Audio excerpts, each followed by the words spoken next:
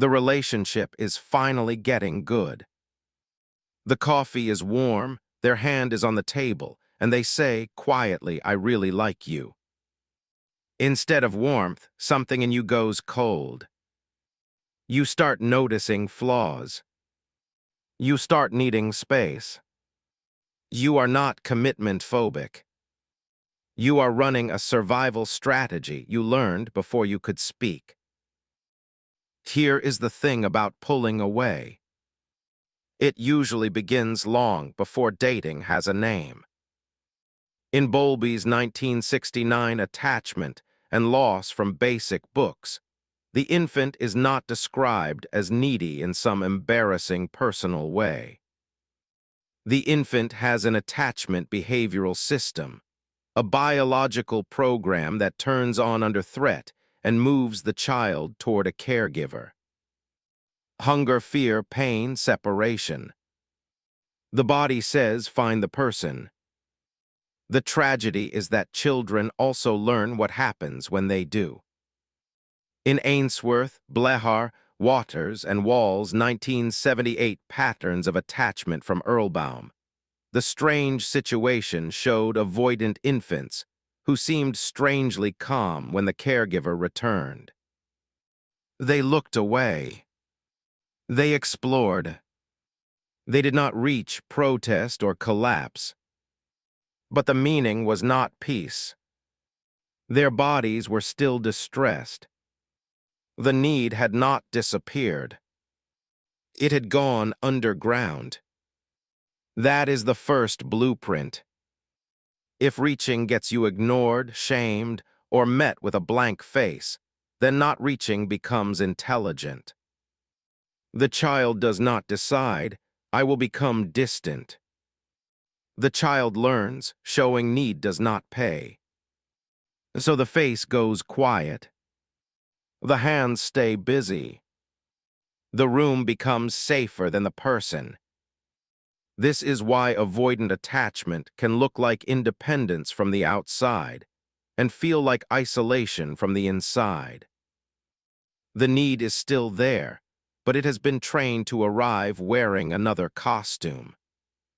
Boredom, irritation, the sudden feeling that this person is too much. What looks like not caring may be a very old kind of caring that learned to hide before anyone could punish it. And that is how the blueprint follows you into adult love. And this is where the story becomes uncomfortable. The attachment system does not retire when you get a job, a body count, and a private apartment. In Hazan and Shaver's 1987 study in the Journal of Personality and Social Psychology, romantic love was framed as an attachment process, not just chemistry or personal preference. Adults seek proximity, safety, and a secure base through partners in ways that echo early bonds. Then Bartholomew and Horowitz's 1991 study in the Journal of Personality and Social Psychology gave the pattern more shape. Some people carry a positive model of themselves and a negative model of others. That is dismissing avoidance. "I am fine, people are unreliable, needing is weakness."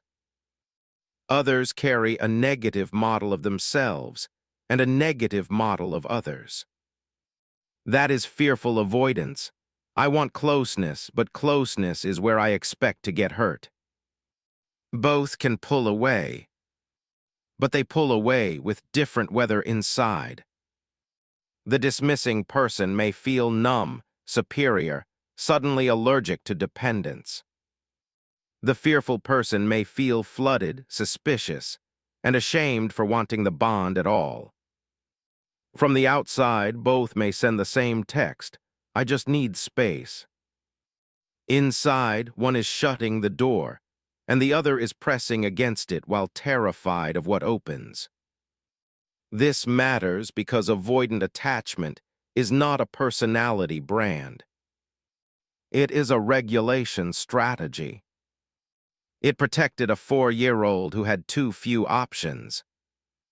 But when it runs in a 30-year-old's relationship, it starts mistaking intimacy for danger and distance for truth. And because these models feel like common sense from the inside, the pattern rarely announces itself as fear. It arrives as a mature-sounding conclusion. This is not enough. This is moving too fast. I work better alone. The bedroom becomes the crib again. Only now everyone involved thinks they are making adult choices. Here is the quiet trick your mind learns. It does not simply run from closeness. It argues closeness out of existence. Mikulincer and Shaver's 2007 book Attachment in Adulthood from Guilford Press describes avoidant deactivating strategies. Suppress attachment needs, inflate self-reliance, and turn attention away from cues that would make dependence feel real. That is why the shift can feel so rational. Yesterday you missed them. Today you are compiling a case against them. Their laugh is annoying. Their kindness feels invasive. Their request for reassurance feels needy. You are not lying exactly. You are selecting. Cassidy and Kobach's 1988 chapter in Clinical Implications of Attachment described avoidance as a defensive process that keeps the attachment system switched off to avoid the pain of expected rejection. So the mind does something elegant and brutal. It moves the problem from fear to preference. I am not scared. I just value freedom. I am not lonely. I just need a lot of space. I am not attached. I just do not like labels. Some of that may be true. Avoidant people often genuinely value autonomy. But deactivation turns autonomy into anesthesia. It edits memory. It downplays good moments. It exaggerates small disappointments. It makes the person who was tender yesterday look like a threat today.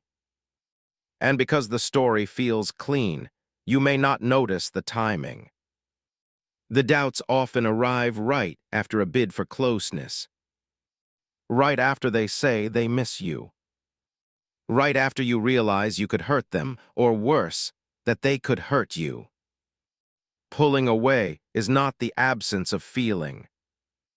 It is a tool for managing feeling that has become too big to hold. The painful part is that deactivation can make relief feel like proof. The moment you create distance, your nervous system settles, and the settlement gets mistaken for evidence that leaving was wise. And the tool works, which is exactly why it becomes so costly. And this is where it starts hurting other people in a way you can honestly miss. The strategy fires hardest at the moment connection is most needed. In Simpson, Rolls, and Nelligan's 1992 study in the Journal of Personality and Social Psychology, avoidant partners under anxiety-provoking conditions sought less support and gave less support. That is the cruel math. When stress rises, the person who loves you may reach. Your body may read that reach as demand.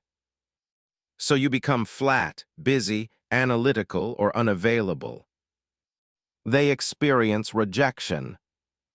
You experience pressure.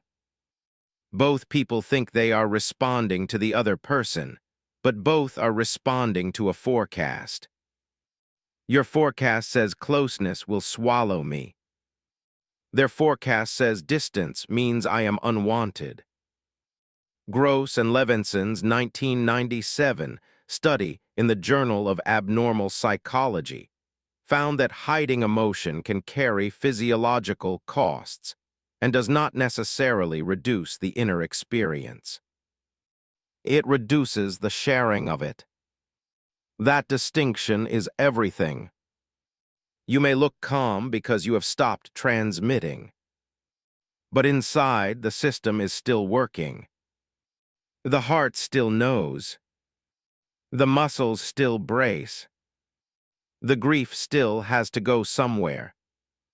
And the partner is left with the worst possible data, a face with no access. Over time, this creates a relationship where one person is always knocking, and the other person is always proving they do not need a door. The wall did have a purpose. It kept a child from the repeated humiliation of asking for comfort where comfort was not reliably available. But adulthood changes the equation. A wall that once prevented pain can now prevent repair. It can turn every loving person into someone standing outside, slowly learning to stop knocking. The cost is not just loneliness. It is the loss of evidence that closeness could have been different. Okay. So what do you actually do when the door inside you starts closing? First, you stop treating the urge to flee as prophecy. Roisman, Padron, Esroof, and Egelin's 2002 study in child development found that people with difficult early attachment histories could develop insecure attachment status. The past is a starting point, not a sentence. Mikulincer and Shaver's 2007 Attachment in Adulthood from Guilford Press argues that repeated experiences of felt security with responsive others can revise internal models over time. Not in one cinematic breakthrough. Slowly, through enough moments where need appears and the world does not punish it. So the practice begins in the tiny pause between sensation and story. My chest is tight. I want to disappear. I am looking for flaws. This is deactivation, not necessarily truth. That sentence matters because it gives you a second option. You can ask for space without making the other person the enemy. You can say, something in me is shutting down, and I need 20 minutes, but I am coming back. You can repair the withdrawal instead of hiding inside it. Johnson's 2008 book, Hold Me Tight from Little, Brown makes this central to emotionally focused therapy. The couple learns to talk about the cycle itself, so the withdrawal is no longer treated as the whole truth of the person. This is not about deleting independence. It is about making room for dependence that does not feel like surrender. You do not overwrite an old blueprint by yelling at it. You overwrite it by giving the nervous system a new record, then another, then another. As someone reaches, you stay a little longer. You leave the door open. You come back. Avoidant attachment is not coldness. It is love that learned to expect the door to close, so it leaves first. That does not make the hurt less real for the person waiting on the other side. But it does make the pattern understandable enough to interrupt. The strategy was smart once. It read the room correctly in a smaller life, with fewer choices and less language. It is just running in the wrong decade now. So the work is not to shame the part of you that pulls away. The work is to notice when it starts driving, thank it for getting you here, and then choose the harder thing, staying present long enough to find out whether this time is different. If this helped you understand your own distance, send it to someone who keeps confusing withdrawal with indifference. And I will see you in the next one.